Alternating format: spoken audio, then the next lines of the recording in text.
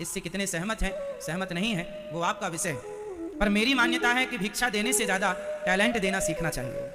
हाँ, जो ज़रूरतमंद है हम उसकी हेल्प करें, करना भी चाहिए, पर पहली प्राथमिकता सामने वाले को हुनर देने की, काम देने की। चल हम तुझे कोई काम देते हैं, भीख क्यों मांगता, चल काम कर, हमारे संग खड़ा हो जा।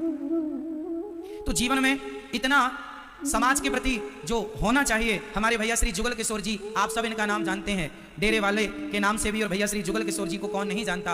आपने हजारों लोगों की आंखों का निःशुल्क ऑपरेशन कराया है, और इससे बड़ा पुण्य जीवन में कुछ हो नहीं सकता। आपने ना जाने कितने लोगों को रोशनी प्रदान की है। धन मिला है तो उसका धर्म से जोड़कर उसका सदुपयोग कैसे किया जाता है, भैया श्री जुगल किशोर जी से और मैया राजकुमारी जी से सीखना चाहिए। सब लोगों को पुण्य के काम कैसे किए जाते हैं आप श्री से सीखना चाहिए, सबको सीखना चाहिए। और पुण्य करने वाला यहां भी सुखी होता है और वहां भी सुखी होता है, क्योंकि हमारे साथ कागज के टुकड़े तो संग जाते ही नहीं। जो कमा कमा के आपने तिजोरियां भर रखी हैं, 1 रुपए ना आपके बाप दादे ले गए ना आप ले जाओगे, कोई व्यवस्था ही नहीं है। उस धन से जब धर्म करेंगे। जयपुर के कोई बहुत बड़े पैसे वाले व्यक्ति थे, उन्होंने कथा में सुना कि हमारे साथ तो कुछ भी नहीं जाएगा। बड़े टेंशन में आ गए बेचारे कि हमने इतना कमाया और ये हमारे संग तो जाएगा ही नहीं।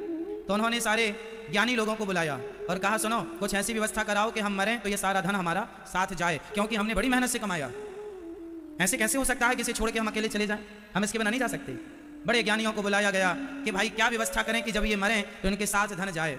बहुत लोग आए, बहुत उपाय बताया, पर कोई उपाय सही ना लगा। बड़े परेशान हो गए, क्या करें। उन्हें तो लगा, सबने यही कहा, भाई आज तक ऐसी कोई व्यवस्था नहीं, आदमी मरता है सब यहीं छोड़कर जाता है। उन्होंने कहा, मैंने इतना कमाया, यहाँ छोड़ने के लिए थोड़ी कमाया है, अरे संग जाऊंगा लेकर तो वहां मौज करूंगा। पर कोई उपाय था नहीं। तभी कोई सज्जन साधु मिल गए। संत जी ने कहा, भाई आप टेंशन में हैं, क्या हुआ। महाराज मैं बहुत दिनों से परेशान हूँ, कितना धन मैंने कमाया है, अब ये मेरे संग कैसे जाएगा, कोई व्यवस्था हो तो बताओ। संत जी ने कहा, बिल्कुल व्यवस्था हो सकती है। कैसी, मेरे पास उपाय है। क्या उपाय है बताइए। बोले, आप अमेरिका जाते हैं तो वहाँ भारतीय रुपया चलता है? नहीं, वहाँ तो नहीं चलता, वहाँ तो ये जमा करो बैंक में और वहाँ डॉलर लेने से काम बनता है, वहाँ डॉलर चलता है। दूसरे देश में दूसरा चलता है, तीसरे देश में तीसरा चलता है। हमारे भारत का रुपया ये तो अमेरिका में नहीं चलता, वहाँ डॉलर चलता। फिर बोले, यहां से तुम दूसरे जगह जाओगे, भगवान के लोक, ये मृत्यु लोक है, ये पृथ्वी लोक है, फिर बैकुंठ लोक जाओगे, स्वर्ग लोक जाओगे, वहां ये कागज के टुकड़े लेकर भी जाओगे तो वहां तो चलता ही नहीं। तो बोले, चलता नहीं है, फिर क्या करें। बोले, जो वहां चलता है वो ले लो ना। बोले, कैसे मिलेगा। बोले, इस धन को धर्म से जोड़ दो और धर्म करने से जो पुण्य मिलता है वह पुण्य का पैसा वहां चलता है जहां यहां से आदमी जाता है। जब यहां से हम और आप जाएंगे तो वहां वही काम आएगा जो यहां हमने पुण्य किया है। बाकी सोना चांदी हीरा मोती सबके यहीं रह जाने हैं। इसलिए यदि धर्म करने के योग्य हैं आप तो जरूर धन को धर्म से जोड़िएगा। जयपुर में जो लोग पढ़ नहीं पाते, जरूरतमंद हैं, पैसों के अभाव में अशिक्षित रह जाते हैं, उनके लिए आप कदम बढ़ा सकते हैं। हमारे भैया श्री जुगल किशोर जी उनके लिए प्रयासरत थे, जिनकी रोशनी चली गई और पैसे के अभाव में ऑपरेशन कराने का धन नहीं है, अंधे होकर घूम रहे हैं, इन सबकी मदद की। अब बताइए, किसी की सेवा कर देना क्या ये पुण्य नहीं है, क्या ये भक्ति नहीं है। जंगल जाकर माला जपना ही भक्ति नहीं है मेरी माँ। किसी के काम जो आए उसे इंसान कहते हैं, पराया दर्द अपनाए उसे इंसान कहते हैं। यूं भरने को तो पक्षी भी अपना पेट भरते हैं, सभी में बांट कर खाए उसे इंसान कहते हैं। आज माँ बाप अपने बच्चों को कहते हैं, तुम्हें डॉक्टर बनना है, इंजीनियर बनना है, तुम्हें एडवोकेट बनना है, जज बनना है, ये बनना है, वो बनना है। बेटे को डॉक्टर बनाना, एडवोकेट बनाना, जज बनाना, इंजीनियर बनाना, पायलट बनाना, है ना, साइंटिस्ट बनाना, जो जी करे सब बनाना, लेकिन पहले बच्चों को ये सब बनाने के पहले एक सच्चा इंसान बनाना। आप बच्चों को डॉक्टर तो बना देते हैं, पायलट इंजीनियर तो बना देते हैं, लेकिन इंसान बनाना भूल जाते हैं। इसलिए वह डॉक्टर होकर भी इंसानियत भूल जाते हैं, तो वो अपने डॉक्टरी का, उस पद का, उस गरिमा का दुरुपयोग करते हैं। उन लोगों से भी उतना ही पैसा लेते हैं जिनके पास खाने को रोटियां नहीं है। कितने लोग मर जाते हैं हॉस्पिटल के बाहर इसलिए कि ऑपरेशन कराने की ताकत नहीं है, और उनके पास जो ऑपरेशन करने वाले कुछ डॉक्टर हैं जिनके पास पैसों की कमी नहीं है। साहब, तुम 100 ऑपरेशन पैसे लेकर करो तो 5 ऑपरेशन उनके किया करो जिनके पास धन नहीं है, पर अपने बच्चे को, अपनी माँ को बचाने की चाहत है। 5 लोगों की हेल्प तो कर ही सकते हैं, ये इंसान करेगा, डॉक्टर नहीं कर सकता। यदि आपने सिर्फ डॉक्टरी पढ़ी है तो आप डॉक्टर हो सकते हैं, अच्छे इंसान नहीं हो सकते। अच्छा इंसान वही है जो किसी के काम आता है। आप अच्छे एडवोकेट हैं तो आप लड़िए केस सबका, पर 5 लोगों, ऐसे लोगों का केस लड़िए जिनके साथ अत्याचार हो रहा है और उनके पास फीस नहीं है एडवोकेट को देने की। उन लोगों का केस लड़कर उन्हें न्याय दिलाइए, उनकी प्रसन्नता में भगवान प्रसन्न होंगे। यही तो भक्ति है। भक्ति करने जंगल नहीं जाना। 100 लोगों से धन कमाते हो तो 5 लोगों की सेवा करना सीखो। हर फील्ड में ये बात लागू होगी। डॉक्टर हैं आप, एडवोकेट हैं आप, इत्यादि, किसी भी फील्ड से, इंजीनियर हैं, आप हर काम पैसे से नहीं, जहां जरूरत पड़ती है जरूरतमंदों को वहां सेवा कीजिए। एक बात बताएं, धन कमाने में इतना सुख नहीं है जितना सुख सेवा करने में है। अभी आप लोगों को सेवा करने का चस्का शायद लगा नहीं है, लग जाएगा तो आप सेवा छोड़ नहीं सकते। ये दास अनिरुद्ध आपके सामने बैठा है, गौरी गोपाल आश्रम है वृंदावन में। सुबह 8:30 बजे से रात्रि के 10:30 बजे तक साहब रसोई चलती है। भोजन कोई भी आए, 10,000 लोग आए, 50,000 लोग आए, सबको भरपेट भोजन निःशुल्क मिलता है। सालों से यह सेवा चल रही है। आप लोगों से भीख मांग मांग कर जो भी मुझे मिलता है उससे समाज की सेवा करता हूँ, जो बनती है करता हूँ। सेवा करने का एक अपना सुख है। वृंदावन में एक ऐसी रसोई है, कभी आना, आप जयपुर वासियों का सादर आमंत्रण है, निमंत्रित करता हूँ आपको, आइएगा। गौरी गोपाल जी की रसोई का दर्शन कीजिएगा। जो हम स्वयं खाते हैं वही भक्तों को खिलाते हैं। कोई भी आए, आप आए, आप आए, आप आए, अमीर आए, गरीब आए, सब सुबह से शाम तक कंटिन्यू लगभग 30,000 लोग नित्य प्रति प्रसाद पाते हैं। लगभग कभी 20,000, कभी 10,000, कभी 30,000, कभी 50,000 लोग नित्य। पूरे भारत देश में सबसे बड़ी रसोइयों में 5वें नंबर की रसोई है गौरी गोपाल भगवान जी की रसोई। कभी आइएगा, दर्शन कीजिएगा। सेवा सबसे बड़ा धर्म है। धन की सार्थकता क्या है? धन का अर्थ क्या है? याद रख, सिकंदर के हौसले तो वाली थे, जब गया जमी से तो दोनों हाथ खाली थे। वो भरकर ना ले जा सका जिसे भरने की ना जाने कितनी चाह थी। जब वो खाली हाथ गया तो आप कितना भरकर ले जाओगे? याद रखना, कफन में जेब नहीं होता, बस खाया पिया अंग लगेगा, दान दिया संग चलेगा और बचे खुचे में जंग लगेगा। बोलो राधे राधे। कल हमने सुना कि ध्रुव जी को छोटी सी उम्र में उनके माँ ने, सौतेली माँ ने अपमानित कर दिया, गोद से नीचे उतार दिया। तू इस गोद में बैठने के लायक नहीं है, चला जा यहाँ से। रोते हुए ध्रुव जी अपनी माँ के पास आए। माँ, अपमान कर दिया मेरा। क्या कह दिया? तू अभागिन का बेटा है। माँ सुनीति ने कहा, ध्रुव जी के पिता का नाम था उत्तानपाद। उत्तानपाद महाराज की 2 पत्नियां थी, सुनीति और सुरुचि। सुनीति के पुत्र हुए हैं ध्रुव और सुरुचि के पुत्र हुए हैं उत्तम। सुनीति धर्म की नीति, शास्त्रों की नीति से चलती है, मनमाना नहीं करती। हमें मनमाना नहीं करना चाहिए। शास्त्र जो मार्ग प्रशस्त कर रहे हैं उसी पर चलना चाहिए। सुनीति चलती है। एक दिन ध्रुव जी अपने पिता की गोद में जाकर बैठ गए तो उनकी बगल में सौतेली माँ खड़ी थी, हाथ पकड़ के नीचे गिरा दिया। जो नीचे गिराने वाली माँ थी हाथ पकड़ के, उसका नाम क्या था? बताओ, ध्रुव जी की माँ का नाम क्या था? अभी तो बताया हमने, सुन लिया करो मेरी बहन।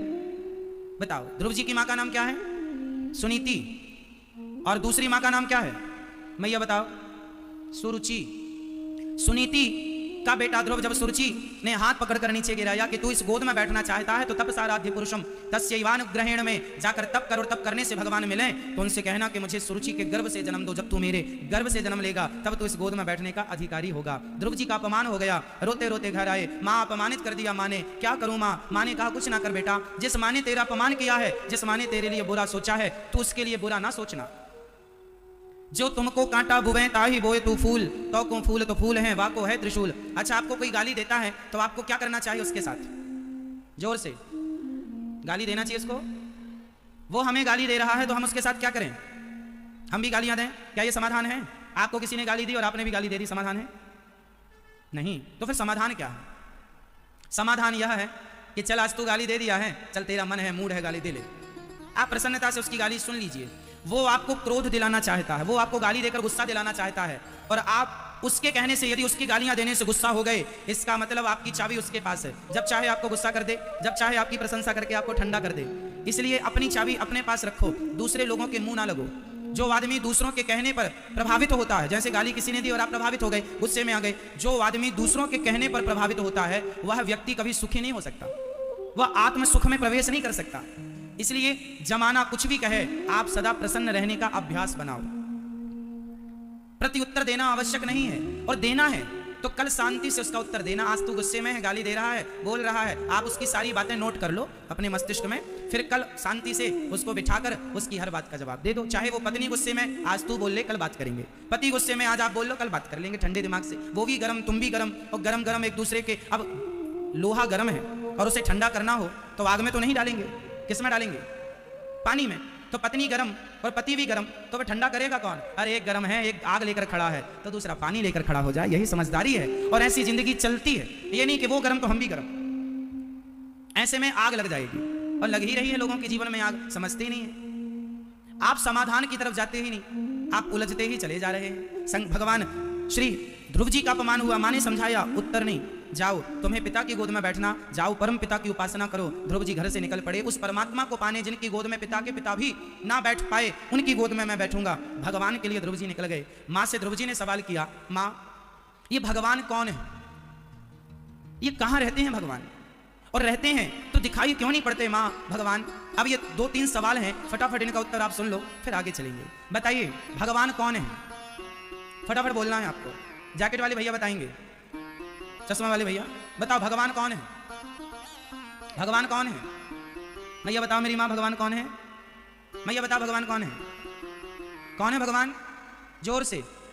हाँ भगवान कौन है, भगवान कितने होते हैं, एक। भगवान कौन है, अरे गोविंद देव जी ही भगवान हैं, माता पिता ही भगवान हैं, पति ही भगवान है, तो भगवान एक है। माँ बाप को भगवान मान लो। नारी देखो, हमने कहा पति को भगवान, तो माताएं हंसने लगी, पति को भगवान, राक्षस को भगवान कह रहे हैं। हाँ भाई हम तो कह रहे हैं पति भगवान है, आप हंस रही हो, भगवान कह रहे हैं।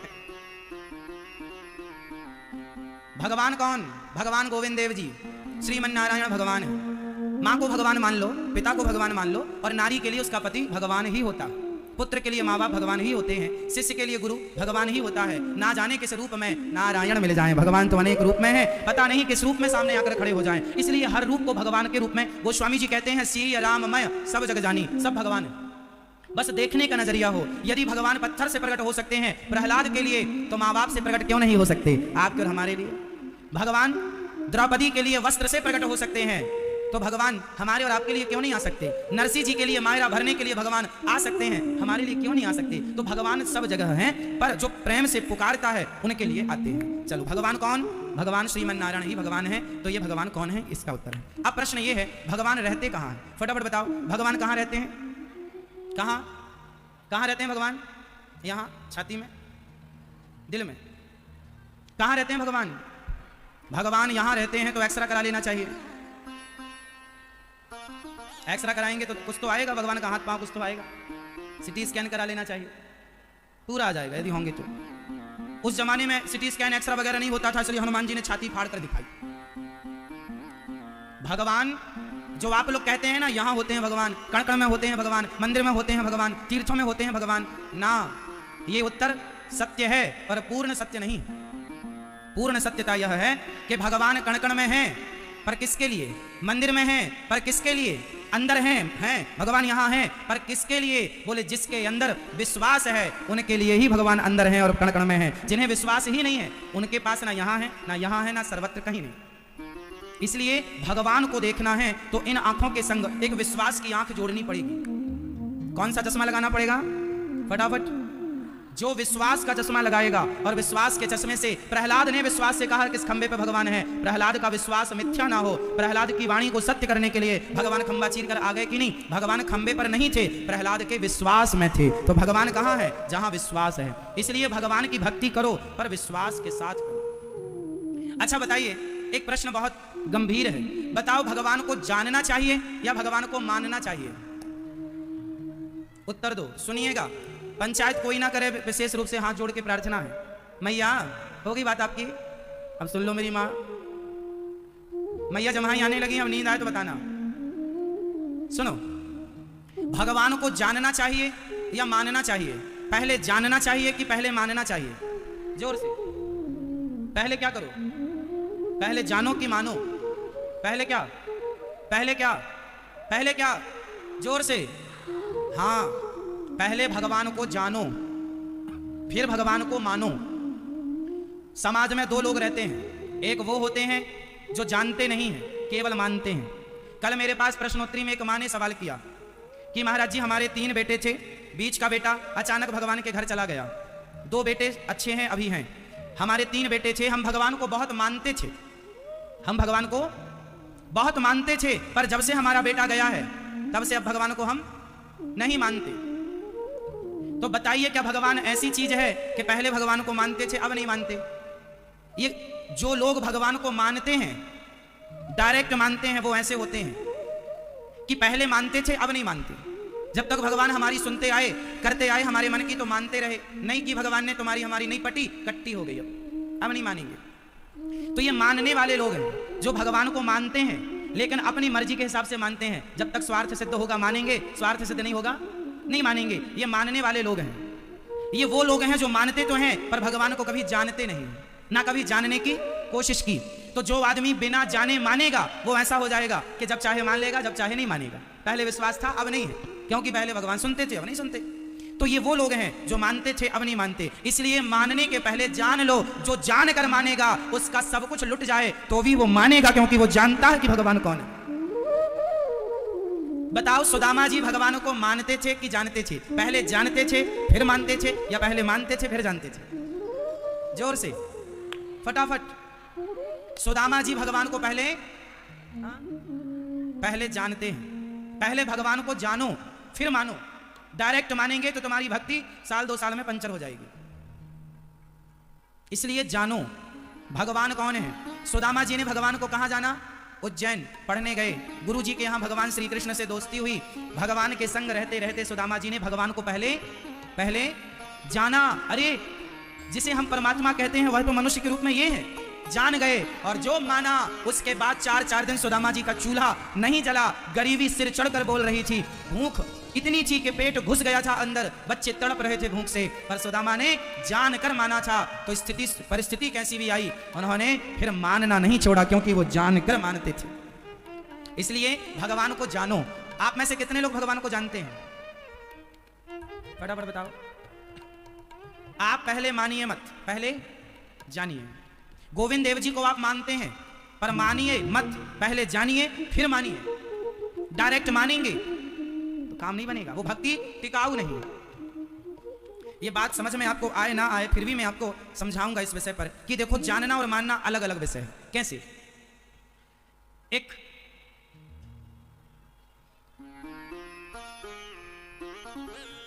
कथा जरा सी मैं सुना दूं जानने और मानने के ऊपर, ताकि आपको बिल्कुल समझ में आ जाए कि जानना किसे कहते हैं और मानना किसे कहते हैं। दोनों अलग अलग कैसे हैं। एक पिताजी थे और एक बेटा।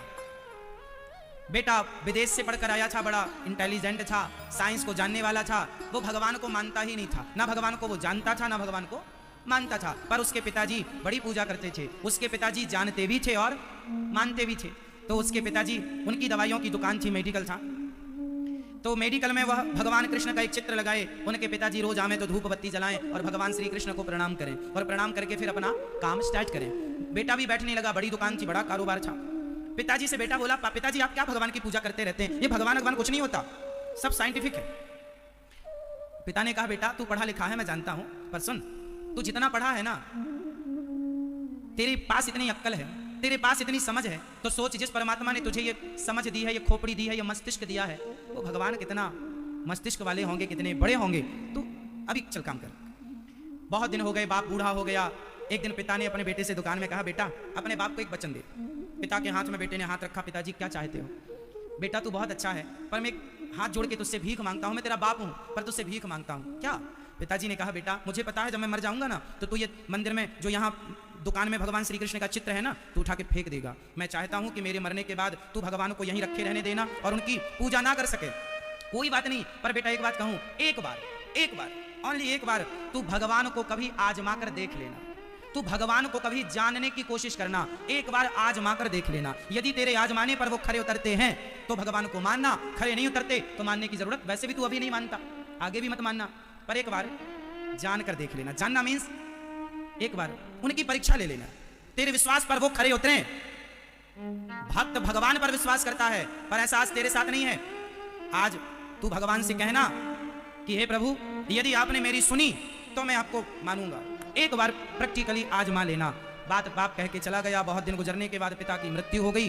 बेटा अपना मेडिकल चलाता, पर भगवान को ना वहां झाड़ू लगाता, ना पहुंचता, ना दीपक, ना धूप, ना प्रसाद, कुछ नहीं। बाप के मरने के बाद भगवान श्री कृष्ण की मूर्ति चित्र पर पूरी धूल जम गई। बेटा इतना नास्तिक था कि भगवान की तरफ देखा भी नहीं। बाप ने कहा था हटाना मत, तो हटाया नहीं। संयोगवश बारिश का मौसम था। उसकी दुकान में उसके दोस्त आकर ताश खेल रहे थे। दुकानें बंद थी, मार्केट बंद था, मौसम ठंडा था। शटर गिरा दी आधी उसने, और मार्केट बंद था, अब कोई आएगा नहीं, आधी से ज्यादा शटर गिरी थी। और वो अंदर दोस्तों के साथ ताश दुकान में ही खेल रहा था। उसकी दुकान में तभी किसी ने बाहर से दरवाजे को खटखटाया, भैया भैया एक्चुअली वह एक छोटा सा बच्चा था, लगभग 5-6 साल का छोटा सा बच्चा। क्या हुआ उसके साथ, उसकी माँ को अचानक अटैक आया। उसने डॉक्टर को बुलाया, पास के डॉक्टर को बुलाया। डॉक्टर ने कहा कि जल्दी से ये दवाई लाकर दे दो वरना ये मर जाएगी। और वो बड़े गरीब लोग थे, वो बच्चा अपनी माँ का इकलौता बेटा था, बाप था नहीं। माँ मजदूरी कर करके बर्तन मांज मांज कर अपने बच्चे का पालन करती। आज उस माँ को अटैक आया। बेटा को माँ ने कुछ पैसे दिए, ये दवाई लेकर आओ। डॉक्टर ने लिख दी और डॉक्टर तो चला गया, बगल का डॉक्टर। बेटा बाजार गया, छोटा सा था, बाजार में गया, पूरी दुकानें बंद थी।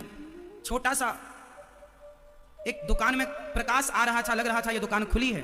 वह बच्चा उस दुकान की तरफ गया, भैया क्या ये दवाई मिलेगी?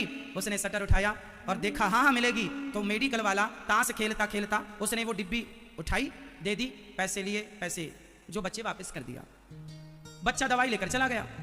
जब बच्चा गया तब इस शहजादे को याद आया कि मैंने जो दवाई दी वह तो चूहा मारने की दवाई है। मैंने अभी थोड़ी देर पहले यहाँ पर चूहे मारने की दवाई रखी थी और वही दवाई मैंने उस बच्चे को दे दी। अब वो मेडिकल का जानकार था, उसे पता था कि ये दवाई कितनी जरूरी है, नहीं मिलेगी तो इसकी मां मर जाएगी। अब उसने देखा कि अब तो चूहे की दवाई दे दी, धोखे से दे दी, वो गलती हो गई, बैठे बैठे पकड़ा दी ना, बाद में याद आया चूहे की दे दी। अब खड़ा हुआ, दोस्तों को बाहर किया, ताश खेलना बंद किया।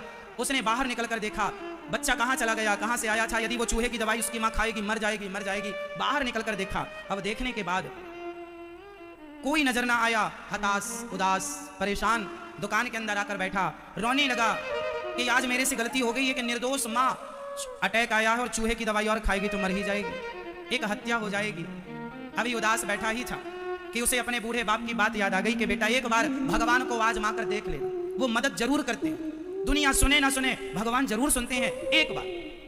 आज पहली बार उस मेडिकल में बैठे उस लड़के ने आज पहली बार श्रद्धा की आंखों से, आज पहली बार पिता की लगाई तस्वीर की तरफ उसने पहली बार श्रद्धा से देखा और कहा, हे भगवान, वैसे तो मैं आपको मानता नहीं हूं, ना जानता हूं कि आप कौन हैं, लेकिन मेरे पिताजी आपको बहुत जानते और मानते थे। आज मैं आपसे कहूंगा कि मैंने गलती की है, ताश खेलने के कारण मैंने एक बच्चे को चूहा मारने की दवाई दे दी, मर जाएगी उसकी माँ। हे भगवान, मेरी गलती सुधारने का मुझे एक मौका दो। यदि तुम भगवान हो, यदि तुम सबकी सुनते हो तो मेरी सुनो, मुझे उस माँ के घर का एड्रेस दे दो, मैं उसके घर जाऊं, उस बच्चे से मिलूं, उसकी माँ की हेल्प करूं। अभी तक तो खा चुकी होगी वो दवाई, अभी तक तो मर चुकी होगी। हे भगवान, मुझे मेरी गलती सुधारने का एक अवसर दे दो, एक मौका दे दो। उसके घर का पता बता दो, कोई तो बता दो कि वो कहाँ से आया था बच्चा, कौन था बच्चा, कहाँ जाऊं मैं। वो ये कह ही रहा था भगवान को देखकर कि तभी उसकी दुकान पे फिर वही बच्चा आ गया। भैया क्या ये दवाई फिर से दोगे? तुम वही बच्चे हो ना जो थोड़ी देर पहले आए थे? हाँ। तो तुमने क्या किया, उस दवाई का माँ को खिला दिया क्या? ना, मैं घर गया, आपने जो दवाई दी, मैं घर गया दौड़ करके, मेरा पाँव अचानक पानी गिरने के कारण फिसल गया और हाथ से वो शीशी गिरकर पत्थर पर जाकर टकराई, टूट गई, बिखर गई, पानी में मिल गई। मुझे लगा अब तो मेरी माँ मर ही जाएगी बिना दवाई के। मैं फिर वापस आया, भैया मेरे पास पैसे भी नहीं है, वो दवाई दो मुझे। अब वो आदमी, वो व्यक्ति, उसकी आंखों में आंसू आ गए। तुरंत उसने उस बच्चे को गोद में लिया, शटर गिराया, लॉक किया और उसकी माँ के पास गया, दवाई दी, हॉस्पिटल ले गया, अपने पैसे से उसकी माँ का इलाज कराया और उसके बच्चे की माँ उसे वापस दी। और दूसरा दिन हुआ, शटर खोलते ही सबसे पहले उसने कपड़ा लिया और भगवान के चित्र को पहुंचते हुए कहा, हे भगवान, तू कुछ ना करते हुए भी तू ही सब कुछ करता है, तू कुछ ना देखते हुए भी तू ही सब कुछ देखता है। मेरे साइंस में ऐसी कोई व्यवस्था नहीं है जो आप व्यवस्था करते हैं। उस दिन से वो पढ़ा लिखा नास्तिक बेटा आस्तिक हो गया। पहले उसने भगवान को माना या जाना? अब ये उत्तर आप दो। पहले उसने क्या किया? पहले भगवान को जाना कि भगवान का प्रभाव कितना है। वो चाहे तो सब कर सकते हैं और जो हो रहा है उन्हीं की इच्छा से हो रहा है, उन्हीं की इच्छा मानना चाहिए। तो पहले भगवान को जानो कि भगवान सब जगह रहते हैं। ये हानि, ये लाभ, ये जीवन, ये मरण, ये यश, ये अपयश किसके द्वारा हो रहा है? सब कुछ करने कराने वाले भगवान हैं। 6 चीजें भगवान के हाथ में हैं, हानि, लाभ। आपका कितना लाभ होगा, कितनी हानि होगी, ये कौन निश्चित करता है? आप जयपुर में जितने लोग रहते हैं, आप में से एक भी नहीं चाहता कि मेरा नुकसान हो जाए, पर फिर भी नुकसान होता है। आप नहीं चाहते कि मेरी मृत्यु हो जाए, फिर भी मृत्यु होती है। आप नहीं चाहते मेरा अपयश हो, फिर भी हो जाता है, क्योंकि हानि कितनी होगी और लाभ कितना होगा। आप कर्म करिए, लाभ हानि भगवान के हाथ में है। किसान खेत में बीज बो सकता है, फसल कितनी आएगी यह किसान निश्चित नहीं करेगा, ये भगवान निश्चित करेंगे कि उसे कितना देना है। आप बिजनेस कीजिए, आप व्यापार कीजिए, आप निश्चित नहीं करेंगे कि आपको व्यापार का प्रॉफिट कितना मिलेगा। आप कर्म करते हैं, फल भगवान देते हैं। हाँ या ना? कभी लाख का प्रॉफिट होता है तो कभी 10 लाख का, तो कभी 20,000 भी नहीं आते। हाँ या ना? तो आपके हाथ में यदि प्रॉफिट था तो सदा एक सा होना चाहिए, पर आपके हाथ में नहीं। इसलिए हानि लाभ किसके हाथ में? हानि लाभ जोर से, जोर से। इसलिए हानि हो जाए तो रोया ना करो, ये परमात्मा की मर्जी। और लाभ हो जाए तो अभिमान ना किया करो कि तुम्हारी मेहनत से हो गया। मेहनत तो बहुत लोग कर रहे हैं, लाभ तुम्हारा इसलिए हुआ क्योंकि भगवान तुम्हें देना चाहते हैं। हानि लाभ, जीवन मरण, आप कहाँ जन्म लेंगे और कहाँ मरेंगे। आप जितने लोग यहाँ बैठे हैं, आपका जन्म हुआ है तो जिस दिन आपने जन्म लिया उसी दिन आपकी मृत्यु की तारीख फिक्स हो गई है, हाँ या ना? आपकी मरने की भी टिकट कट चुकी है, हाथ नहीं आई अभी तक, हाँ या ना? तो हानि लाभ, जीवन मरण, कितना जीना है कम मरना है पहले से फिक्स है भगवान के हाथ में। कितना नाम कमाओगे, कितना अपयश होगा, यह भी भगवान के हाथ में है। इसलिए भगवान ही सब करते हैं, ये जान लो, फिर भगवान को मानो। प्रभु अब जो तू करेगा तेरी मर्जी में मैं अपनी मर्जी में लाता हूँ। अब मैं तुझे मानता हूँ, तेरे फूलों से भी प्यार, तेरे कांटों से भी प्यार। जो तू देगा तेरी देनगी में हम हमेशा खुश रहेंगे। जो आप देंगे हमें अच्छा है, क्या करें, हमारे मन की होती नहीं है। आप जो चाहते हैं वो कभी नहीं होता, जो भगवान चाहते हैं वही होता है। आप में से कितने लोग ऐसे हैं जिनका चाहा होता है, बताइए? आप जो चाहते हैं वो होता है, ऐसा सही है? ऐसा मेरी माँ, आप जो चाहते हैं कई बार वो नहीं होता, और वो नहीं इसलिए होता क्योंकि आपका चाहा होता ही नहीं है। आप कितना भी सोच लो, आपका सोचा चाहा नहीं होगा, भगवान का चाहा होगा। इसलिए चाह रखो ही मत, भगवान में सौंप दो। जो आप चाहेंगे हमारे लिए बेहतर होगा। हम अपनी प्लानिंग खुद से ना करें, हमारी प्लानिंग भगवान करें। तुम कर्म करते रहो, करो प्रयास, भगवान सब कर रहे हैं ये विश्वास रखो। तो भगवान को पहले क्या करना है? जोर से जानना है, फिर क्या करना है? और जान के मानो। वो बेटा फिर भगवान को ऐसे माना कि फिर वो किसी के भड़काए बहकाए ना भड़का। उसने देख लिया कि भगवान जो चाहे सब कर सकते हैं, खूब विश्वास हुआ, सेवा शुरू की। तो भगवान कहाँ है? सब जगह। भगवान को जान के मान लो, सब जगह। यहां भी भगवान है, यहां भी विश्वास है तो सब जगह भगवान है। और विश्वास नहीं है मेरी माँ, मैया, विश्वास नहीं है तो भगवान विश्वास से पुकारना। और ध्रुव जी जब गए तो नारद जी ने उन्हें दिव्य ज्ञान दिया। और नारद जी ओम नमो भगवते वासुदेवाय का मंत्र देते हैं, कहते हैं इस मंत्र को जाप करना, भगवान जरूर आएंगे। जो जाप किया सब त्याग कर, सब छोड़कर 5 माह की तपस्या से भगवान प्रकट हो गए। ध्रुव जी को दिव्य वरदान दिया। ध्रुव जी ने भगवान से, जब भगवान ने 36,000 वर्षों का राज्य दिया, ध्रुव जी ने कहा प्रभु मैंने अपराध कर दिया, क्या मांग लिया आपसे? आपका दर्शन पाकर भी मैंने संसार मांगा। चरणों में प्रणाम किया। ध्रुव जी ने भगवान से कहा योऽन्तः प्रविश्य मम वाचमिमां प्रसुप्तां संजीवयत्यखिल शक्तिधरः स्वधाम्ना अन्यास्तहस्तचरणश्रवणत्वगादीन् प्राणान् नमो भगवते पुरुषाय तुभ्यम्। ध्रुव जी ने 36,000 वर्षों तक राज्य किया। उनके भाई को यक्षों ने मारा, ध्रुव जी ने यक्षों को मार के उनको मारने का बदला लिया। और मनु जी ने दिव्य ज्ञान दिया, कुबेर जी ने उन्हें भक्ति का आशीर्वाद दिया। 36,000 वर्ष तक खूब राज्य सिंहासन में आनंद लेकर जब जाने लगे तो मृत्यु के सिर पर पांव रखकर ध्रुव जी दिव्य विमान पर चढ़कर भगवत धाम चले गए, परम धाम गए। आज भी ध्रुव तारा बनकर श्री ध्रुव जी महाराज चमक रहे हैं, चम चम चम चम। ऐसे ध्रुव जी महाराज बोलिए भक्त वत्सल भगवान की जय। प्रिय भक्तों, ध्रुव जी के वंश में आगे चल के भगवान प्रचु हुए हैं, जिन्होंने 10,000 कान मांगे हैं और प्राचीन बरही दिव्य कथा पुरंजन उपाख्यान की। प्रियव्रत जी के एक पुत्र की कथा आपने सुनी। मनु जी के दूसरे पुत्र उत्तानपाद के बाद प्रियव्रत जी का विवाह विश्वकर्मा की पुत्री वर्हिष्मती से हुआ, जिनके पुत्र हुए हैं आग्नेत्र फिर नाभि। इन्हीं के वंश में भगवान ऋषभदेव भगवान का जन्म हुआ। और भगवान ऋषभदेव जी के 100 पुत्र हुए। सबसे बड़े का नाम है भरत। मैया जी, ओ मेरी माँ, क्यों इतना शोर हो रहा है मेरी माँ? थोड़ा चुप रहो मेरी माँ, ध्यान से कथा सुनो। अभी हम प्रश्न पूछेंगे आपसे, सुनिएगा मन लगा कर। मैया बैठ जाओ मेरी माँ, चुप ही टाप रहो। दे बोले हम चुप ही टाप।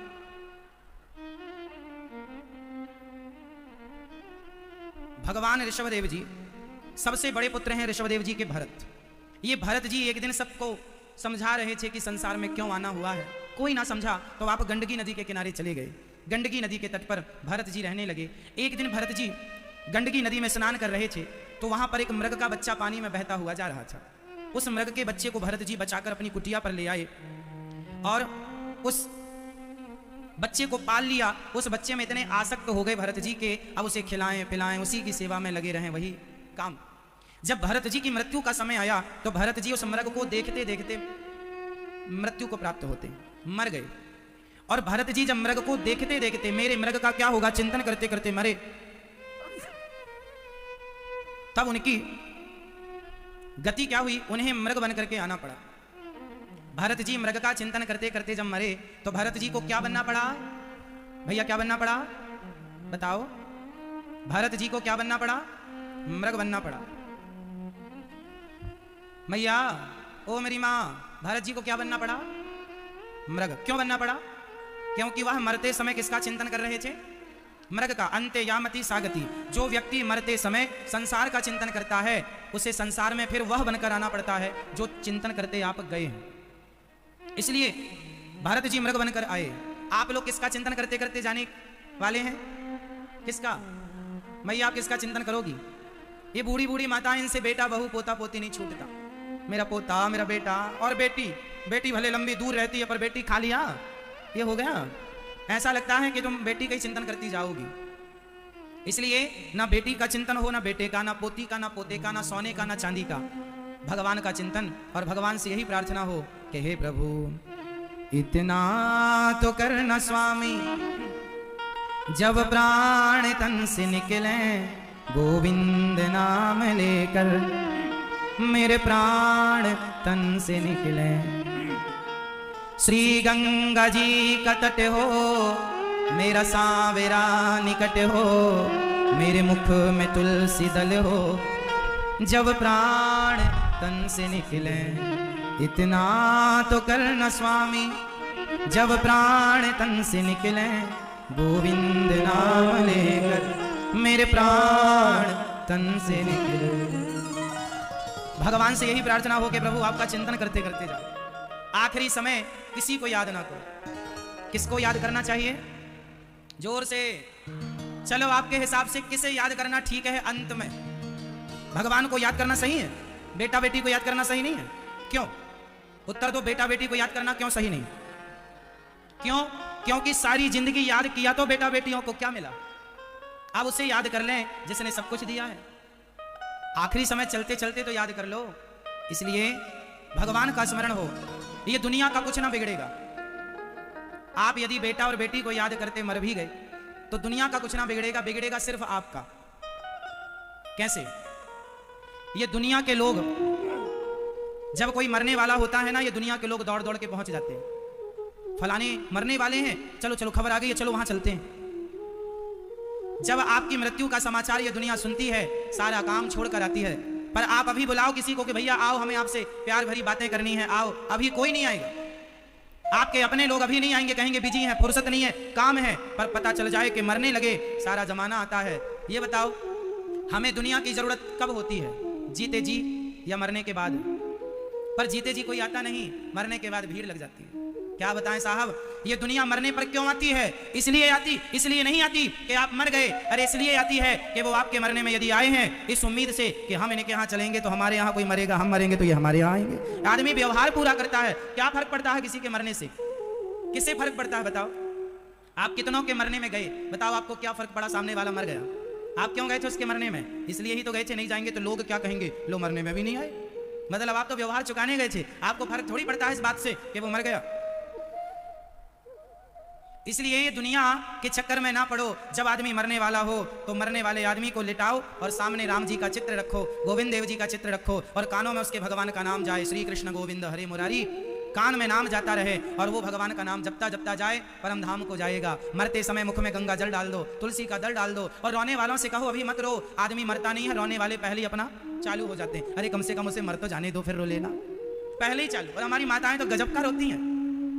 कई तो रेलवे स्टेशन से चालू, कुछ बस स्टैंड से, कुछ द्वार पे आके चालू, उल्टा सीधा। जिनका कोई लेना देना नहीं था वो भी आए हैं और वो भी उल्टा सीधा रो रहे हैं। एक मैया तो गजब हो गया, उसके आंसू नहीं आते थे तो झंडू बाम लेके आई थी साथ में। आंसू नहीं आएंगे तो लोग क्या कहेंगे बताओ? रो नहीं रही है तो बाहर थोड़ी थोड़ी देर में वो झंडू बाम लगाए। अब यहाँ आदमी मरा पड़ा है और झंडू बाम खोल रही है। तो दुनिया को फर्क नहीं पड़ता कि आप जी रहे हैं या मर गए, फर्क पड़ेगा सिर्फ आपको, मीन्स मरने वाले को। ये दुनिया के लोग क्या कहेंगे? ये तो 13 दिन बाद आके रसगुल्ला खाएंगे, 13 में आपकी दुर्गति होगी। इसलिए दुनिया में ना पड़ो, दुनिया के चक्कर में ना पड़ो, अपना मरण सुधारो। और मरण सुधार लिया जिसने, उसी का जन्म सार्थक है। जिसने मरण नहीं सुधारा उसका जन्म व्यर्थ चला गया। आप जन्म क्यों लिए हैं? मरण सुधारने के लिए।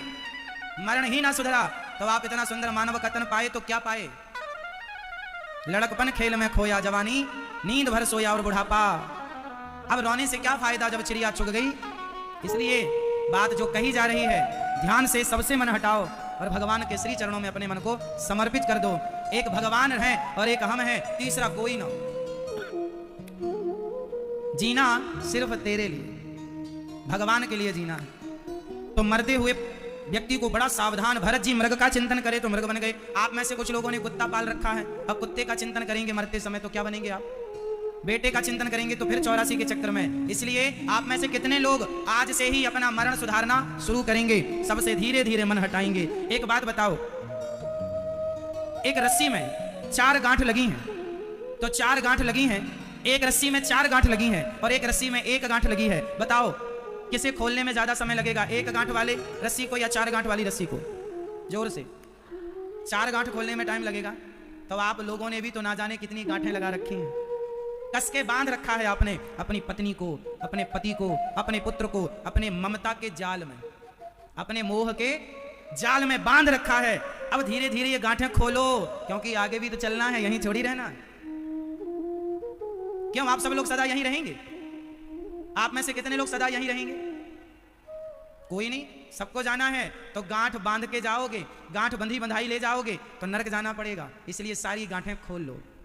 कितनी गांठें आपने, कितनी गांठें बांध रखी हैं? भैया बताएंगे, चश्मे वाले भैया नीचे बैठे, ये इस तरफ वाली, ये इस तरफ वाली। हाँ आप बताओ, आपने कितनी गांठें बांध रखी हैं? हाँ 1। किससे? हाँ हाँ वाह, सही बता रहे हैं। कितनी गांठें? पहली सुनो आप लोग समझिएगा, पहली गांठ है झूठ की, फिर दूसरी गांठ है अभिमान की। अभिमान भी तो बहुत है, झूठ, अभिमान, कपट, छल, फिर पत्नी के प्रेम, पति का प्रेम, पुत्र का प्रेम, परिवार का प्रेम, ये सारा प्रेम गांठ ही तो है। भाई समझो, आपके घर में पानी जो है वह पानी है, पर जब आप भगवान जी को नहवाते हैं तो वह पानी क्या हो जाता है? जोर से, वह पानी चरणामृत हो जाता है। प्रेम पत्नी से करोगे, प्रेम पति से करोगे तो वह प्रेम प्रेम रहेगा, पर वही प्रेम भगवान से कर लोगे तो वही प्रेम पूजा हो जाएगा। जैसे पानी चरणामृत हो गया भगवान से जुड़कर। प्रेम भगवान से नहीं जुड़ा तो प्रेम प्रेम थोड़ी है। पत्नी से प्रेम, पुत्र से प्रेम करो, पर अंत में वह प्रेम भगवान से जुड़ना जरूरी है। नहीं जुड़ेगा तो वो प्रेम वासना है। इसलिए अंत में सबको पीछे छोड़कर अपने आप को भगवान के चरणों में समर्पित कर दो। भरत जी मृग में मन लगाए, मृग बन गए। यमराज ने कहा इन्हें मृग बनकर जाना पड़ेगा। अंत यामती सागती मृग बन के आए और भरत जी ने अब मृग का शरीर छोड़ा, मनुष्य बने। तब राजा रघुगण को दिव्य ज्ञान दिया और वह जन्म और मृत्यु के बंधन से मुक्त हो गए दिव्य ज्ञान देकर। 28 प्रकार के नरकों का वर्णन सुखदेव भगवान ने किया है। जो जैसा कर्म करता है वैसे नरक में जाता है। अच्छा, थोड़े से शब्दों में ये और समझा दें हम आपको कि जब आदमी मरता है तो उसके साथ क्या होता है। आपको पता है कि जब आदमी मरता है उसके साथ क्या होता है? चलो शुरू से सुन लो। जब आप मरते हैं, जब हम मरते हैं तो सबसे पहले हम यहाँ से यमपुरी जाते हैं, हमें यमदूत पकड़ कर ले जाते हैं। कितने दिन में पहुँचते हैं हम? 13 दिन में। इसलिए 13 दिन बाद तेरही होती है, ताकि हमारे नाम से ब्राह्मण खाएं, लोग खाएं तो वह दान का पुण्य भी हमारे खाते पर जुड़े, जो हमारे नाम से लोग तेरही में खा रहे हैं। अन्नदान होता है ना, तेरही इत्यादि, तो वह पुण्य भी उसके नाम का होता है, इसलिए उसके खाते पर जुड़ता है। तेरही होने के बाद यमराज उसका हिसाब करते हैं, मीन्स आपका पर हमारा हिसाब करते हैं। तो यमराज जी ने कहा कि आपका पाप ज़्यादा है, पुण्य कम है। यमराज जी पाप अलग कर लेते हैं, पुण्य अलग। उनके पास अपने सिस्टम होते हैं, पाप अलग करने के, पुण्य अलग। आपके जब पाप पुण्य आप लोगों के अलग होंगे तो बताओ आपके पाप ज़्यादा होंगे या पुण्य? मैया, मेरी माँ बताओ, चश्मा वाली मैया बताएंगी, बताओ मेरी माँ, आपके पाप ज्यादा निकलेंगे कि पुण्य? हाँ मैया, आपके क्या निकलेंगे ज्यादा? मैया सुन रहे हो ना माँ? नहीं, बताओ आपके क्या ज्यादा निकलेंगे? मैया बताएंगे सही, पिंक वाली मैया बताएंगे। बताओ आपके पाप ज्यादा निकलेंगे पुण्य? पाप तो काहे करती हो इतना जब पता है तो? मैया बताओ आपके क्या निकलेंगे? पाप निकलेंगे, आप छोड़ देना। मैया आपके क्या निकलेंगे? पाप ज्यादा कि पुण्य? 50-50। हमारे और आपके सबसे ज्यादा क्या निकलेंगे समझो। यमराज जी जब हमें लेकर जाते हैं तो हमारे पाप अलग करते हैं, पुण्य अलग। देखो पाप पुण्य सबके अलग अलग होते हैं, किसी का पाप ज्यादा है, किसी का पुण्य ज्यादा। आप लोगों का क्या ज्यादा है ये मुझे नहीं पता, आपको अच्छे से पता है कि आपका क्या ज्यादा है। तो यमराज जी ने एक आदमी के पाप अलग किए तो 5 किलो पाप निकले और पुण्य निकले 100 ग्राम। जब आपका पाप ज्यादा निकलता है तो यमराज उस पापों के बल पर आपको 84 लाख योनियों में भेज देते हैं, नरक भेजते हैं। थोड़ा नरक, फिर 84 चक्कर में नाली का कीड़ा, कुत्ता, बिल्ली, कॉकरोच, चमगादड़, ये सब बनना पड़ेगा आपको पापों का दंड पाने के लिए। ये योनियां बनाई हैं भगवान ने। और जब सारे पाप भोग कर आप फिर जाएंगे, यमराज जी से कहेंगे हो गया, यमराज जी कहेंगे तेरे पाप खत्म हो गए, अब जो तूने पुण्य किया है 100 ग्राम पुण्य है, वह 100 ग्राम पुण्य देकर यमराज जी आपको फिर एक बार मानव का तन देते हैं, जाओ अब अच्छे कर्म करना ताकि जन्म मृत्यु से मुक्त होकर भगवत धाम चले जाओ। ये बड़े भाग्य मानुष तन पावा, बड़े भाग्य से मिला है, पुण्य से। इसलिए कहता हूं हाथ जोड़कर, आप लोगों को पता ही नहीं कि आपने क्या पा लिया। ये मानव का तन जो आप लोगों ने पा लिया है, तरस रहे हैं कुत्ता बिल्ली, जीव मात्र, बड़े भाग्य से मिला है, ना गवाओ, चिंतन कर लो भगवान का। 84 के चक्कर से जो बच गया वही समझदार है, और मानव का तन पाकर भी 84 से ना बचा। आद्य शंकराचार्य जी कहते हैं कि पुनरपि जननम पुनरपि मरणम पुनरपि जननी जठरे शयनम, यदि जन्म और मृत्यु से बचना है तो भज गोविंदम गोविंदम भज मूढ़मते, भगवान का चिंतन कर। और बच गया तो अपने आप को समझदार कहना, और 84 के चक्कर से ना बचा तो बेवकूफ है, मूर्ख है, जो मानव का तन पाकर भी जन्म और मृत्यु से ना बचा, मोक्ष ना पाया। इस तन को पाकर तो क्या पाया? पैसा तो वैसे भी पा लेती है साहब, फिर तुमने पैसा ही पाया और मोक्ष ना पाया, अपनी सदगति ना की, तो पैसा पाना कोई कठिन तो नहीं था? कठिन था। इसलिए मानव का उद्देश्य धन पाना नहीं, धन पाओ तो धर्म करो, और धन पाकर धर्म से जब जोड़ोगे तो लोक परलोक दोनों सवर जाएगा। भरत जी ने दिव्य ज्ञान दिया, दोनों परम धाम गए। एक नाम लेकर अजामिल की सदगति हो गई। अजामिल नाम के एक पापी थे जो अपनी पत्नी को छोड़कर अजामिल एक वैश्या के संग रहा करता था। अजामिल वैश्या से उसने 9 बच्चे पैदा किए। 10वीं बार उसकी पत्नी गर्भवती हुई तो अजामिल के घर एक दिन साधु आ गए। साधुओं ने कहा भिक्षाम देही, तो अजामिल की पत्नी ने उन्हें कच्चा प्रसाद दिया, आटा चावल इत्यादि। संतों ने प्रसाद पाया बनाकर। संतों ने कहा हमने तेरी रोटी खाई है, तेरा कल्याण करेंगे। महाराज मैं बड़ी अभागनी पापनी, मैं वैश्या हूं। संत ने कहा तेरी रोटी खाई है, कल्याण तो करूंगा, तू अपने पुत्र का नाम नारायण रख देना बस। अजामिल की पत्नी ने अपने जब पुत्र हुआ तो संतों के कहने से नाम नारायण रखा। अब उसके पिता अजामिल, बेटा नारायण पानी लाओ बेटा। अब वो भक्ति नहीं कर सकते थे, संत ने कहा जब भजन करो, बोले हमसे नहीं होगा। तो अब वह इनडायरेक्ट भगवान का नाम जपने लगे। तो भगवान का नाम जपने लगे, बेटा नारायण पानी लाओ, दूध लाओ, रोटी लाओ। एक दिन अजामिल की मृत्यु का समय आ गया और अजामिल को लेने यमदूत आए। तो अजामिल यमदूतों को देखकर डर गया। तब अजामिल ने पुकारा, दूरे क्रीडन का सक्तम पुत्रम नारायणावयम प्लावितेन स्वरेणोच्चैराजुहावा जितेंद्रिय। बेटा नारायण, बुलाया बेटा नारायण को, पर सुना नहीं बेटे नारायण ने, सुना परमपिता परमात्मा ने सुन लिया। जाओ मेरा भक्त पुकार रहा। विमान लेकर आए पार्षदगण, यमदूतों से कहा चलो यहां से, ये हमारा भक्त है। पार्षदों ने कहा हमारा भक्त है। यमदूतों ने कहा महाराज ये अजामिल, इसने सारी जिंदगी पाप किया है। बोले भले सारी जिंदगी पाप किया हो, पर मरते समय इसने भगवान का नाम जपा है। देखो अभी थोड़ी देर पहले हमने कहा कि भगवान को जान लो फिर मानो, पर कई बार ऐसा भी आया है कि जिसने भगवान का नाम श्रद्धा से जप लिया, ना वो जानता है ना वो मानता है, नाम धोखे से जप लिया अजामिल ने, तो भी भगवान इतने दयालु हैं कि धोखे से जपे नाम पर भी भगवान रीझ गए और दुर्गति होती अजामिल की, नरक जाता, पर एक नाम के बल पर उसे भवसागर से पार कर दिया। यह भगवान की परम उदारता है, परम दयालुता है। न जाने कौन से गुण पर दयानिधि रीझ जाते। परम दयालु है भगवान, परम दयालु। भगवान का नाम धोखे से कोई ले ले, भाव को भाव अनख आलस हूं, नाम जपत मंगल दिशि दस हूं, तो भी उसकी सदगति हो जाती है। नाम कितनी महिमा। इसलिए काम करते रहो और नाम जपते रहो। देखो जी भगवान का नाम तो जपे धोखे से तो भी सदगति हो जाए, पर जान कर जपेंगे तो इसका फल और कुछ है। इसलिए जान के जपो तो ज्यादा श्रेष्ठ है। जान लो कि भगवान कौन है, फिर मान लो, फिर देखो आनंद जीवन में। अजामिल ने नाम के बल पर अपनी परम गति की, केवल नाम। 88 साल की उम्र में अजामिल ने पुकारा। इसके बाद पार्षदों ने कहा अब तुम यहीं रहो। यमदूतों को विदा किया। यमदूतों से कहा बताओ नरक जाने का अधिकारी कौन? जिसने कभी कथा ना सुनी, जिसने कभी कीर्तन ना करा, वो सब नरक जाएंगे। अजामिल ने नाम जपा था, इसलिए उन्हें 12 साल का वक्त दिया गया और 12 साल अजामिल ने खूब तपस्या की। फिर अजामिल की सदगति हुई। खूब तपस्या की, खूब प्रेम किया भगवान से, तब परम गति हुई। देखो एक बार इंद्र ने अपने गुरुजी का अपमान कर दिया, जिससे गुरुजी नाराज होकर चले गए। गुरुजी जब नाराज होकर गए तब इंद्र ने अपने इमरजेंसी गुरु बनाए विश्वरूप को, और विश्वरूप से यज्ञ कराया। इंद्र ने अपने गुरु विश्वरूप से जब यज्ञ कराया, नारायण कवच की दीक्षा ली, तो वह परम बलवान हो गए। ओम हरिर विदध्यान मम सर्वरक्षाम न्यस्तांग्रि पद्मः पदगेंद्र पृष्ठे। ये नारायण कवच जो है आप सभी को पाठ करना चाहिए। जो नारायण कवच का पाठ करता है मेरी माँ, भगवान स्वयं उसकी रक्षा करते हैं। इंद्र ने अपने गुरुजी से यज्ञ कराया तो गुरुजी ने राक्षसों को आहुति दे दी। इंद्र ने गुरुजी की हत्या कर दी, विश्वरूप को मार डाला। तब त्वष्टा ऋषि ने यज्ञ किया और वृत्तासुर को प्रकट किया, जाओ इंद्र से युद्ध करो।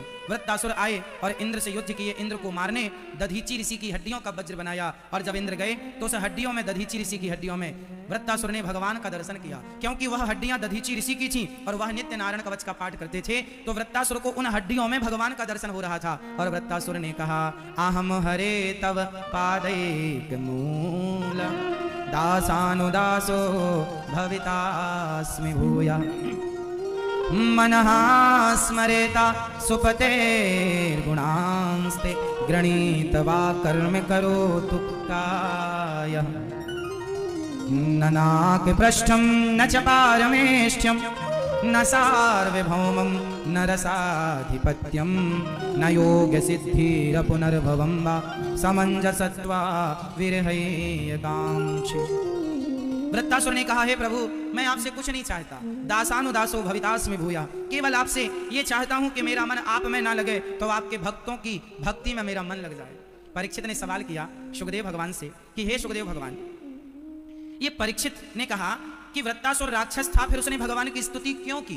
तब कहा कि यह वृत्तासुर इस जन्म का राक्षस है, पिछले जन्म यह भक्त था, एक चित्रकेतु नाम के एक राजा थे।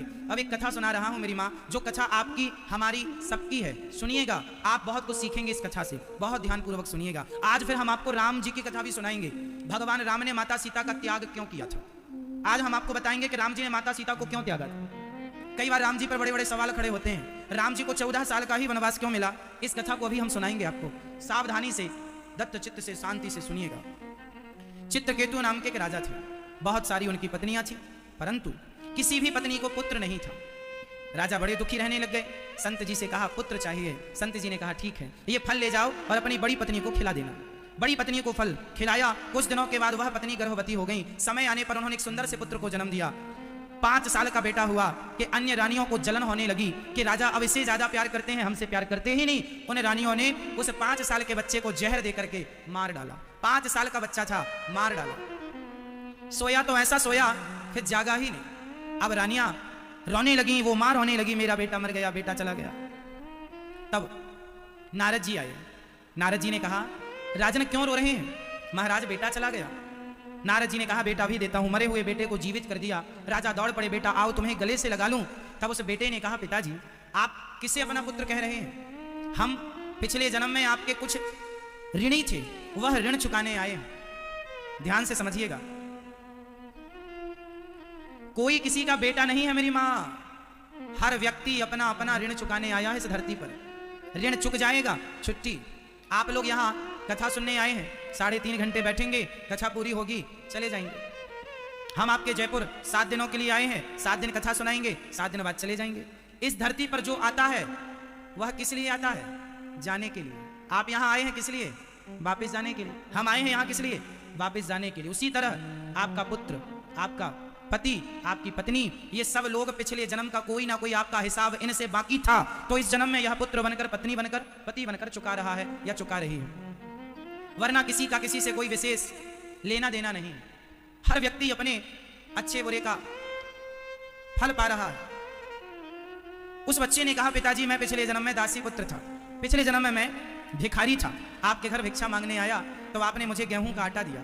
शाम का वक्त था, गाय का सूखा गोबर, ओपले कंडे भी आपने मुझे प्रदान किए। मैं नदी के किनारे उन ओपलों में मैंने आग लगाई, उन कंडों पर आग लगाई और मैंने आपके दिए आटे की 5 रोटियां बनाई और भगवान जी को समर्पित करके वह रोटी मैंने ग्रहण कर ली। मैंने रोटी ग्रहण की स्वामी जी के श्री चरणों में। आपकी रोटी हमने पिछले जन्म में 5 रोटियां खाई, तो 5 रोटियों के बदले हम आपके 5 वर्ष के लिए पुत्र बनकर हमने उन 5 रोटियों का हिसाब चुकाया।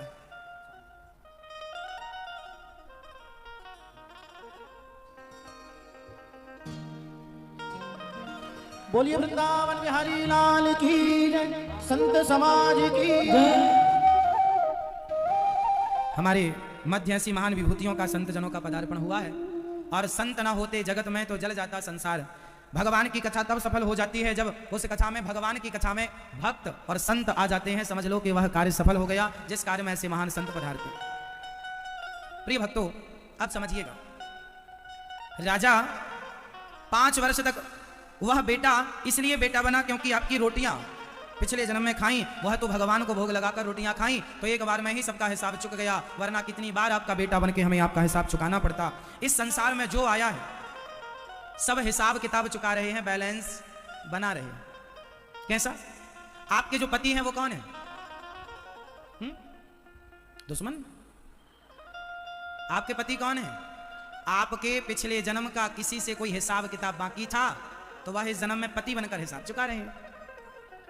आपकी पत्नी कौन है? आपका किसी से कोई हिसाब किताब रह गया था, वह आपकी पत्नी बनकर इस जन्म में चुका रही है। आपकी पत्नी अच्छी है तो आपने पिछले जन्म में अच्छे कर्म किए तो अच्छी पत्नी मिली। आपने बुरे कर्म किए, जिसके साथ बहुत बुरा किया, वही आपकी पत्नी बनकर आई और अब आपके साथ बहुत मारापीटी कर रही है, चुका रही है ऐसा। आपका पति बहुत अच्छा है, आपने बहुत अच्छा किया सबके साथ अच्छा, आपका पति बुरा तो आपने किसी के साथ बुरा किया, वह आपका पति बन के आपके साथ बुरा कर रहा है। को ना काहू को सुख दुख कर दाता, निज कृत कर्म भोग सब भ्राता। हर व्यक्ति अपने अपने किए का फल पाता है, अच्छे का अच्छा और बुरे का बुरा, अच्छे का अच्छा और बुरे का। हाँ, हम जो भी पाते हैं वह अच्छे का या बुरे का पाते हैं। न देना दोष किस्मत को, विपत्ति तो सब पे आती है। कई लोग कहते हैं हमारी किस्मत खराब है, हमारे साथ बुरा होता ना। आपके साथ बुरा इसलिए होता है, आपने कभी बुरा किया होगा तो आपके साथ बुरा होगा। बताओ भीष्म पितामह को बाणों की सैया क्यों मिली थी? मैया बताओ, भीष्म पितामह को बाणों की सैया क्यों मिली? 21 जन्म पहले उन्होंने एक सांप को कांटों के ढेर में फेंक दिया और कांटों के ढेर में वह सांप तड़प तड़प कर मर गया, तो उन्हें भी बाणों की सैया में जाना पड़ा। इसलिए हमारे जीवन में जो दुख मिलते हैं हमें, वह कोई और नहीं देता हमें, वह हमारे अपने कर्म दंड होते हैं। आपके कर्म दंड आपको मिलेंगे ही मिलेंगे। न देना दोष किस्मत को, विपत्ति तो सब पे आती है। आप कहते हैं हमारे ऊपर बड़ी विपत्ति है, बड़ा संकट है। बताओ एक का नाम बताओ जिस पर आज तक कोई विपत्ति ना आई हो। है कोई ऐसा? विपत्ति आई, विपत्ति आई राजा दशरथ पे, राम जब जा रहे थे वन को। विपत्ति आई राजा दशरथ पे, राम जब जा रहे थे वन को। न देना दोष कैकेयी को, विपत्ति तो सब पे आती है। न देना दोष कैकेयी को, विपत्ति तो सब पे आती है। सब पे विपत्ति आएगी, बचेगा कोई नहीं। इसलिए आप ये ना सोचिएगा कि विपत्ति उन पर आई, हम पर आई, सब पर आएगी। विपत्ति आई अंधा अंधी पे, लाल श्रवण सपाया है। न देना दोष दशरथ को, विपत्ति तो सब पे आती है। न देना दोष दशरथ को, विपत्ति तो सब पे आती है। इसलिए जीवन में जब दुख आए तो किसी को दोषी ना मानकर केवल अपने को दोषी मानना चाहिए। हम किसी को क्या दोष दें, हमारे कर्मदंड हमें मिल रहे हैं, अच्छे का अच्छा और बुरे का बुरा। ऐसा दिव्य ज्ञान जब मिला चित्रकेतु को, तो चित्रकेतु अपने पुत्र के ज्ञान से बड़े लाभान्वित हुए, बड़ा अच्छा लगा, उनका शोक मिट गया और वह चले गए। अंत में वह चित्रकेतु माता पार्वती को देखकर हंसते हैं और वही श्रापित होने के कारण वृत्तासुर बने और आज उन्हें राक्षस बनना पड़ा। इंद्र के हाथ उनकी परम गति हुई। एक बार भगवान भक्त प्रहलाद के लिए एक अवतार धारण करते हैं जिसे नरसिंह अवतार कहते हैं। नरसिंह भगवान का अवतार। प्रहलाद जी बहुत छोटे से थे। यदा देवेषु वेदेषु गौषु विप्रेषु साधुषु धर्मे मयि च विद्वेषः।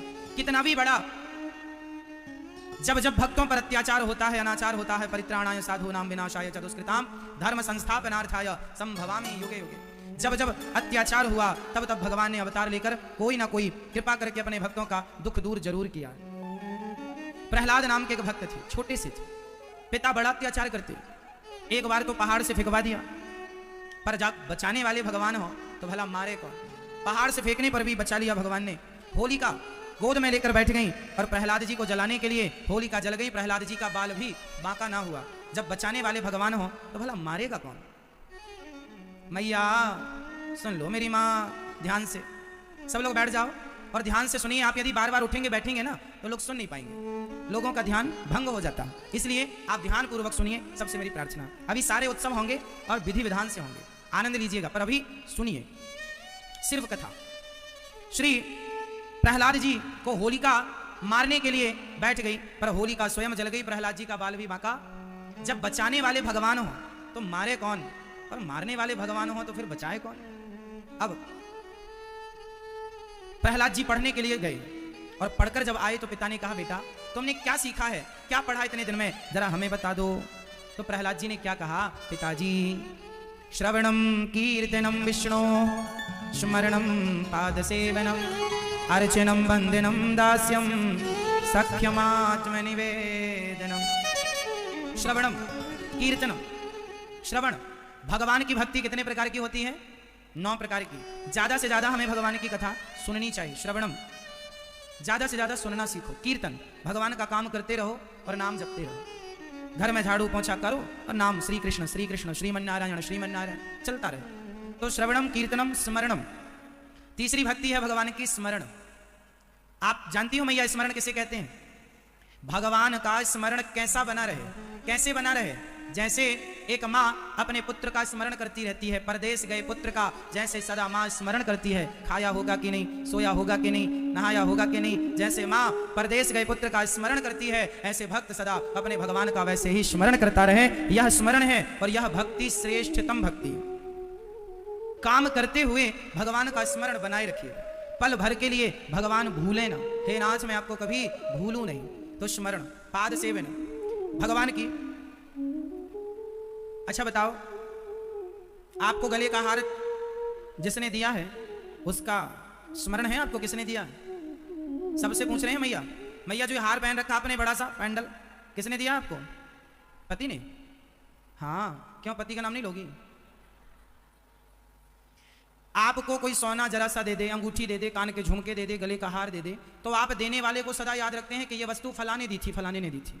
सोचिए कि किसी ने, एक लड़की थी, उसका विवाह एक लड़के के साथ तय हुआ, तो उसका लड़का होने वाला उसका पति आया और उसने उस होने वाली दुल्हन को, पत्नी को एक सुंदर सी अंगूठी दी। तो अंगूठी उसने पहनकर अपनी सखियों को बताया, देखो हमारे होने वाले पति ने हमें ये अंगूठी दी है। सबको बता रही है, देखो देखो देखो। एक संत जी वहां से निकले और बड़े हंसने लगे संत जी। उस लड़की ने कहा, महाराज आप हंस क्यों रहे हैं? संत जी ने कहा, जिसने अंगूठी दी उसका तो याद है, जिसने अंगूठी दी उसे तो याद करती हो, पर जिसने उंगली दी अंगूठी पहनने को उसे भूल गई। कितनी बड़ी विडंबना है। अंगूठी देने वाला याद है, उंगली देने वाला भूल गया। संसार में सुख देने वाला याद है, ये संसार में मानव का तन देकर भेजने वाला भगवान भूल गया। इसलिए उस परमात्मा को ना भुलाइए, स्मरण बनाए रखिए, यही मानव तन की परम सार्थकता है। प्रहलाद जी चौथी भक्ति बता रहे, श्रवणम कीर्तनम स्मरणम पाद सेवनम। पाद सेवनम, चरण दबाना चौथी भक्ति है। चरण दबाइए अपने माँ के, पिता के, पति के चरण। लक्ष्मी जी सदा भगवान के पांव दबाती हैं कि नहीं? मैया, ओ मेरी माँ, भैया जी सरकार सुन लो। कैसे देख रहे हैं? कैसे? ध्यान देके सुनिए। ये बताइए कि लक्ष्मी जी सदा भगवान नारायण के चरण दबाती हैं कि नहीं? क्यों दबाती हैं? क्योंकि नारी का धर्म है, जिस घर की स्त्री अपने पति के चरण सदा दबाती है, चरण सेवा। जिस घर का बेटा अपने माँ बाप के चरण सेवा करता है, उस घर में सुख शांति समृद्धि माँ लक्ष्मी अन्नपूर्णा का वास होता है। इसलिए चरण सेवा चौथी भक्ति। इसलिए ये दास अनिरुद्ध वृद्ध माँ के चरण दबाता है। आप भी दबाया करो अपनी अपनी माँ के और अपने अपने परमेश्वर पति के। पांचवी भक्ति अर्चन, वंदन, समर्पण कर देना, नवी भक्ति है। आत्मसमर्पण तुम्हें सौंपते हैं, अमानत तुम्हारी, कृपा की न होती जो आदत तुम्हारी, तो सुनी ही रहती अदालत तुम्हारी। गरीबों के दिल में जगह तुम न पाते, तो किस दिल में होती हिफाजत तुम्हारी, कृपा की न होती जो आदत तुम्हारी। तो भगवान समर्पण, बहुत अच्छी बात जब कही प्रहलाद जी ने, तो हिरण्यकश्यप ने उठाकर पटक दिया प्रहलाद जी को और कहा, अब दोबारा ऐसी बातें ना करना। पढ़ने गए प्रहलाद जी, उनके मित्रों ने पूछ लिया कि तुमने कौन सा पुण्य किया है, क्या जानती हो तुम भगवान के बारे में? प्रहलाद जी ने सारी चीजें विस्तार से बताई कि कौमार आचरित प्राज्ञो धर्मान भागवतानिहा दुर्लभम मानुषम जन्म तदप्य ध्रुवमर्चदम। ये मानव तन क्यों मिला? प्रहलाद जी ने मित्रों को समझाया। सारे लोग भगवान का कीर्तन करने लगे। तभी हिरण्यकश्यप आ गए, कहाँ है तेरा भगवान, बड़ा कीर्तन कर रहा है। प्रहलाद जी ने कहा, पिताजी कहाँ नहीं है? न केवलम में भवतश्च राजन सबै बलम बलिनाम चा परेशान, कहाँ नहीं है भगवान? सब जगह है। क्या इस खंबे में तेरा भगवान है? हाँ, इस खंबे में भी भगवान है। जो प्रहार किया हिरण्यकशिपु ने, एक मुटिका का प्रहार किया और जैसे ही प्रहार किया खंबा टूट गया और खंबे से नरसिंह भगवान प्रकट हो गए। कहीं मेरे भक्त का वचन मिथ्या ना हो। प्रकट होकर भगवान ने हिरण्यकशिपु को गोद में लेटा लिया। आप कौन है? प्रहलाद जी ने, हिरण्यकशिपु ने कहा। भगवान ने कहा तेरी मृत्यु। हिरण्यकशिपु ने वरदान मांग रखा था, ना मैं दिन के मरूं ना रात को मरूं। भगवान बोले ना ये दिन है ना रात है, संध्या का समय है, अब तो मरेगा। बोले ब्रह्मा के बनाए किसी महीने में नहीं मरूंगा। बोले ये पुरुषोत्तम महीना चल रहा, अब तो मरेगा। बोले ना अस्त्र से मरूं ना शस्त्र से। भगवान ने बोले ये नाखून मैंने फैशन में नहीं बढ़ाई, तुझे मारने के लिए बढ़ाई, अब तो मरेगा। हर प्रश्न का उत्तर देते गए और उसकी छाती को भगवान ने अपने नख से विदीर्ण कर दिया। आंखों को निकालकर गले की माला बनाकर पहन ली और भगवान ने हिरण्यकशिपु का उद्धार कर दिया। प्रहलाद हाथ जोड़कर खड़े हैं। ब्रह्मा माँ लक्ष्मी सब स्तुति करने आए। भगवान को देखकर सब चले गए। प्रहलाद जी को गोद में बिठाकर भगवान ने अपनी जिह्वा से चाट चाट कर प्रहलाद जी पर बड़ा आदर प्यार लुटाया और प्रहलाद जी से कहा पुत्र कुछ मांग लो। प्रहलाद जी ने कहा ब्रह्मा दया सूर्यगणा मुनयोथ सिद्धा सत्वई कथानमतयो वचसाम प्रवाही। हे प्रभु मैं आपकी क्या स्तुति करूं और आपसे क्या मांगूं? बस ये कृपा करो कि मैं कभी आपसे कुछ मांगू ना, कभी कुछ मांगने की मेरी इच्छा ना हो, मैं आपसे कभी कुछ ना मांगूं। ऐसी कृपा करो, ऐसा वरदान दो। देखो प्रहलाद जी ने भगवान से क्या कहा? मैं कभी आपसे कुछ ना मांगूं। भगवान से कुछ ना मांगना ही समझदारी है। अरे कुछ मांगोगे तो उतना ही मिलेगा जितना मांगोगे, नहीं मांगोगे तो भगवान वो सब कुछ दे देंगे जो आपको चाहिए। मांगे से मरना भला, मांगने से तो कम मिलेगा। मत मांगो, बिना मांगे भगवान जो दे सकते हैं ना, मांगने से नहीं मिलता मेरी माँ। समझदार लोग भगवान से मांगते नहीं है, जो आपको अच्छा लगे देना। हम मांगेंगे तो हम अपनी बुद्धि के अनुसार कम ही मांगेंगे। हो सकता है भगवान ज्यादा लेके बैठे हो हमारे लिए और हमने मांग लिया थोड़ा, तो मांगो मत। जो ठाकुर जी दे रहे हैं उसे स्वीकार करते चलो। जो दे रहे हैं सुख दें या दुख दें, तेरे फूलों से भी प्यार, तेरे कांटों से भी जो दें वो स्वीकार कर लो। प्रहलाद जी पर भगवान ने कृपा की। इसके बाद भगवान ने प्रहलाद जी को राजा बनाया। अखंड सदा कृपा कर रहे हैं प्रहलाद जी पर और भगवान नरसिंह वहां से गए। अब भगवान ने एक बार हाथी का उद्धार करने के लिए हरि अवतार धारण किया था। एक हाथी था मेरी माँ, उसका पांव एक मगर ने पकड़ लिया था। जिस मगर ने पकड़ा वो बड़ा बलवान था, पानी के अंदर ले जाने लगा। तब हाथी ने पत्नी पुत्र परिवार को बुलाया पर कोई सुना नहीं। ये दुनिया के लोग कब तक सुनेंगे जब तक आपके पास कुछ है। हाँ सुख के सब साथी दुख में न को, मेरे राम तेरा नाम एक साझा दूजा न हो। हाथी ने सबको बुलाया परंतु कोई ना आया। तब हाथी ने अपनी सूंड उठाया, ओम नमो भगवते तस्मै यदये तच्चिदात्मिकं पुरुषायादिबीजाय परेशाय धीमहि। हे प्रभु जो पिछले जन्म का स्मरण था प्राग जन्मन्यनुशिक्षितम, उस स्मृति से हाथी ने भगवान की स्तुति की। है प्रभु मैं आपको पुकार रहा हूँ, जो जीव मात्र के बीज हैं आप आकर के मेरी रक्षा करें। जब कोई ना आया और हाथी ने किसी का नाम ना पुकारा, तब हाथी ने सूंड उठाकर भगवान को कहा प्रभु जिस परिवार के लिए जवानी मिटा दी, जवानी लगा दी, संकट आया कोई ना आया, अब आप आइए। जब पुकारा, अंत में जब पानी में डूबने ही लगा हाथी तो सूंड से कमल का पुष्प तोड़कर भगवान को दिया। अब ये बचा है, स्वीकार कर लो। कमल मीन्स पुष्प, पुष्प मीन्स सुमन, सुंदर मन। जो अपने मन को सुंदर पुष्प की तरह बनाकर भगवान के चरणों में समर्पित कर देते हैं, भगवान उनकी रक्षा करते हैं। हाथी की रक्षा की भगवान ने, ग्राह का सिर काटा और गज की रक्षा की। दोनों की परम गति हुई। यह पिछले जन्म में एक राजा थे जो श्राप के कारण हुहु नाम का गंधर्व ये ग्राह बना और द्रवण देश के राजा इंद्रद्युम्न यह श्रापित थे, इसलिए यह हाथी बने। पर आज भगवत कृपा से इनकी परम मुक्ति परम गति हुई। फिर भगवान ने एक कल्प में एक बार समुद्र मंथन के लिए धनवंतरी, कक्षप, मोहिनी 3 अवतार धारण किए।